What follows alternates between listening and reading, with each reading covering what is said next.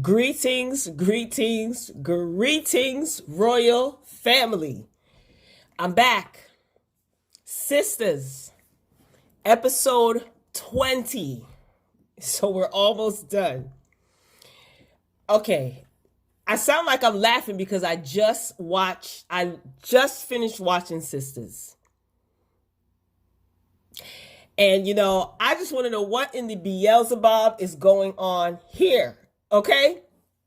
I was entertained. Even though some things were not supposed to be funny, I was in here cracking up. So thanks for clicking on the video. If you are new here, welcome, kick back, relax. You returning royal family members, you already know what these reviews give. So let's get into it. All right, let me try to be serious. So Sabrina is still screaming because she found Maurice unresponsive on the floor. So she's calling 911. And I don't know about you guys, but that 911 dispatch got on my nerves, asking Sabrina the same questions over and over again. She doesn't know what happened to him. She's like, how is he hurt, ma'am? Ma'am, how is he hurt? She's like, I don't know. And I'm like, ma'am, can you just ask the woman for her address? She sounded like, that dispatcher sounded like she belonged in the movie Girl 6. Y'all remember that movie? Anyway, so the ambulance, they did come fast. But Sabrina, she did say that Maurice was cold. And when she was being instructed to search for a pulse, she said she didn't feel his pulse. So we don't know what is going to happen to brother Maurice. We move on to Karen. Karen's in her apartment. Zach walks in and he again is complaining about Aaron. I thought that Zach and Karen broke up on the last episode. Didn't they break up? She kicked him out the car. They broke up, no? So Zach is packing his stuff again. We've seen him pack and leave so many times throughout this season. And he's packing his stuff and leaving, but not before he calls Karen all types of bees and hoes. And then he throws the house keys at Karen and it hits her face. I was like, no, he didn't. And Miss Karen, have you learned nothing from the great Queen Latifah? You should have punched Zach dead in his eye and shout from the top of your lungs, who you calling a B? UNITY. You got to let him know. But instead, she pulled out a knife. And then this fool is still in the apartment saying, Karen, please, I'm so sorry. She has a big butcher knife. And then he leaves after she picked up the phone and acts like she was calling 911. But I would have punched him dead in his eye. UNITY. You got to let him know. Anyway, so we move on to see Andy, the genius. She shows up to the police station to see Gary because remember, Gary got arrested at her place last week in his underoos. And she is his legal representation. So guess who else is down at the police station? The wife client and the private investigator. Where the heck she been? We haven't seen her for a few episodes. So wife client confronts Andy and tells Andy that Gary will never marry her. She had that nasty neck roll tone. I'm rolling my neck right now. And all he will do is control her.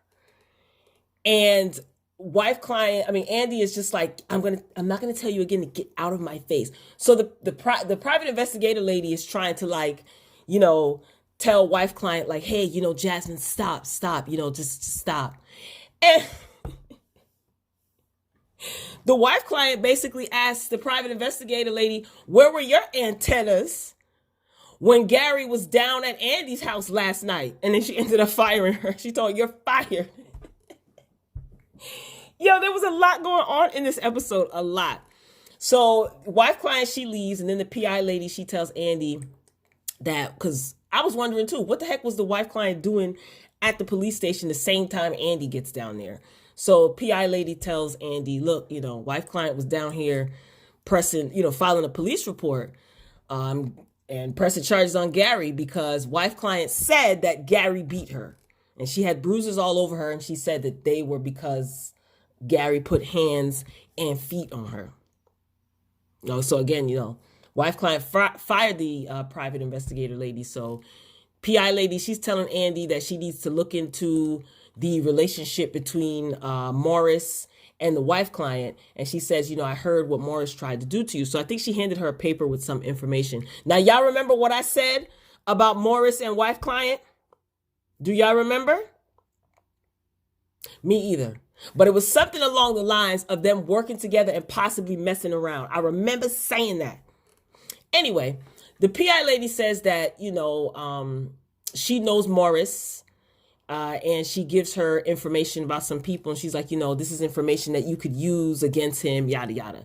So the PI lady says that she's trying to help Andy. She's like, believe it or not, I'm a nice person. And she's not only trying to help Andy, but she's also trying to get in Andy's under ruse.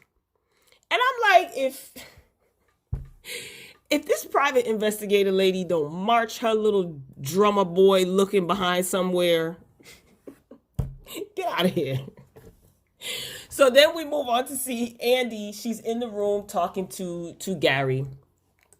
So she gets to see him. And she's apologizing to him. What is wrong with the women in this, this episode, apologizing to these men? Anyway, so Andy, she plans on seeing a judge, she says, I'm going to try to see if I can get bail and see if I can get this taken care of. She said that she's going to see a judge to get him bail. So he's hesitant.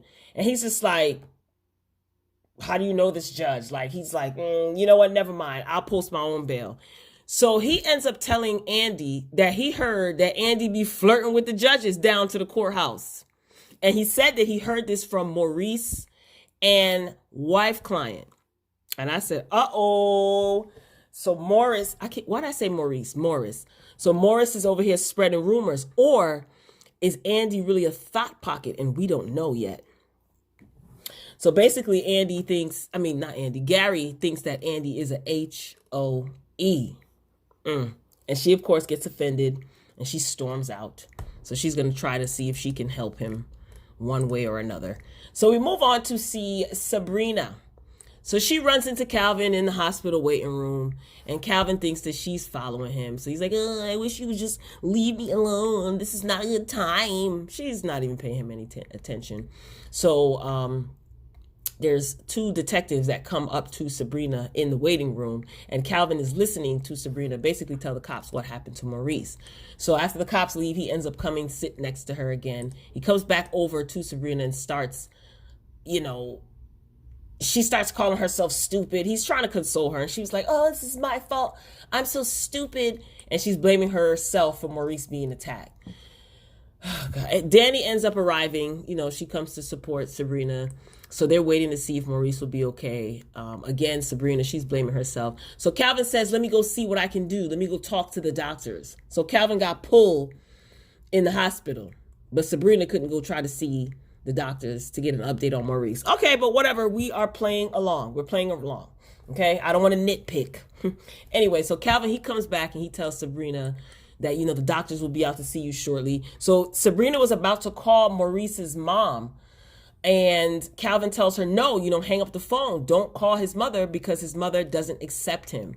So, she's a Bible thumping Christian who is condemning Maurice to hell. So she does not accept him.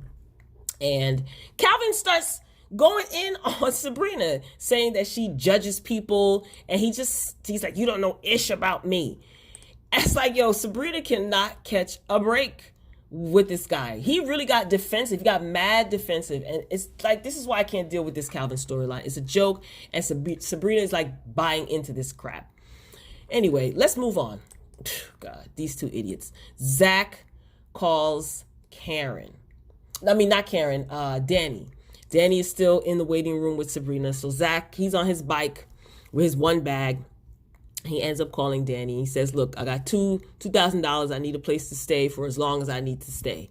And he tells her that he accidentally threw keys in Karen's face. And can you just tell her I'm sorry, vouch for me. And Danny, she's just like, whatever, whatever. She calls him all types of idiots. You know, they have their little long drawn out banter.